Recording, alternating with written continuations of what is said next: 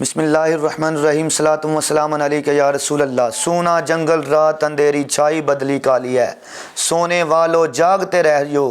چوروں کی رکھوالی ہے۔ مرزا جونیئر جو جیلم کا ایک چھوکرا ہے، جیلم کا ایک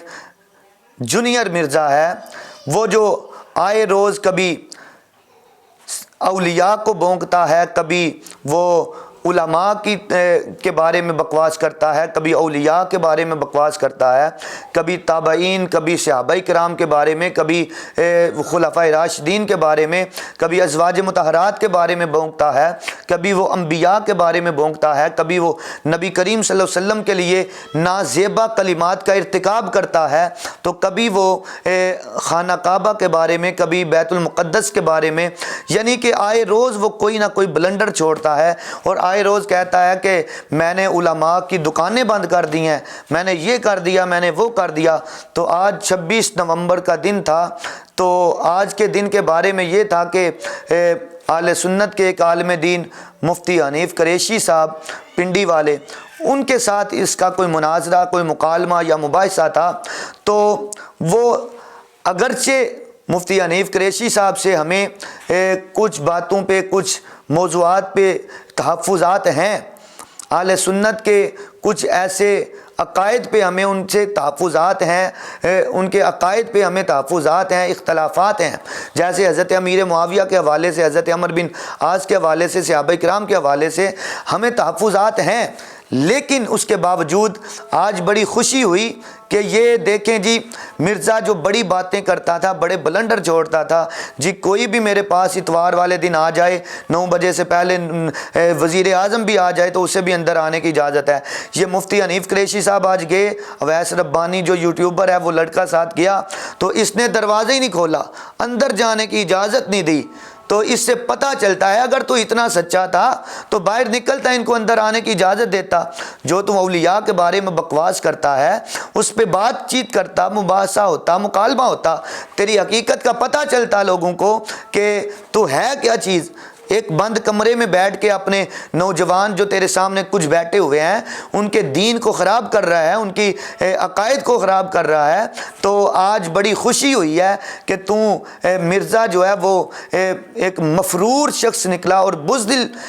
انسان نکلا ہے۔ یہ تو ایک عالم دین کے سامنے نہیں آ سکا تو یہ کہتا ہے میں نے علماء کی دکانیں بند کر دی ہیں۔ تو علماء کی دکانیں کیسے بند کر سکتا ہے؟ تو ایک عالم دین کا سامنا نہیں کر سکا، ایک عالم کا مقابلہ نہیں کر سکتا، اس کے سامنے نہیں تو بیٹھ سکا، تو باقی علماء کا کیسے مقابلہ کرے گا؟ تجھے تو قرآن پڑھنا سیدھا نہیں آتا، تجھے حدیث پڑھنی سیدھی نہیں آتی، تو کیا لوگوں کو دین بتائے گا؟ اس لیے آج یہ اس کے جو فالورز ہیں، اس کو ماننے والے ہیں، وہ بھی ذرا ہوش کے ناخن لیں اور وہ فکر کریں، انصاف کریں کہ یہ تمہارا مرزا جسے تم استاد کہتے ہو، یہ انجینئر ہے، یہ کوئی عالم نہیں ہے، کہیں کا پڑھا ہوا نہیں ہے، فارغ التحصیل نہیں ہے، اسے قرآن پڑھنا اوپر سے دیکھ کے نہیں آتا، حدیث پڑھنی اوپر سے دیکھ کے نہیں آتی، یہ تمہیں کیسے تمہارے دینوں کو ورگلا رہا ہے، تمہارے عقائد کو خراب کر رہا ہے۔ ذرا سوچو